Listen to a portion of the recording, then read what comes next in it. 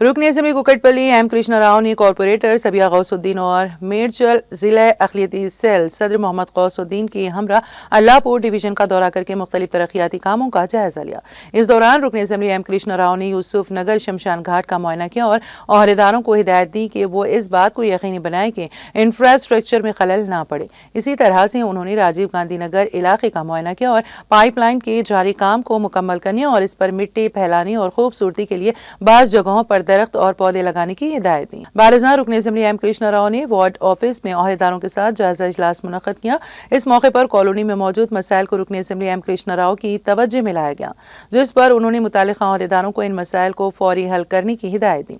इस मौके पर उन्होंने कहा कि अल्लाहपुर डिवीजन में ट्रैफिक का मसला हुआ करता था और बारिश के दौरान कीचड़ से गंदगी होती थी, लेकिन आज हमने बाज़ जगहों पर सीसी सड़कें बनाई हैं और पानी की पाइपलाइनिंग और नक्कासी आप का निज़ाम बनाया है। उन्होंने यकीन दिलाया है कि बाज़ मुकामात पर ज़ेर इत्तेवा काम जल्द मुकम्मल कर लिए जाएंगे। उन्होंने कहा कि मायसम्मा तालाब को इंतहाई खूबसूरत बनाने के लिए 66 करोड़ रुपए की लागत से काम भी शुरू किया गया है और किसी भी हालत में तालाब में ड्रेनेज का पानी दाखिल होने से रोकने के लिए जामे मनसूबाबंदी की गई है। उन्होंने कहा कि सफदरनगर और राजीव गांधी नगर इलाकों में पुश्तों की तामीर से वहां पानी खड़ा होने से बच जाएगा और बारिश होने पर भी कोई परेशानी नहीं होगी।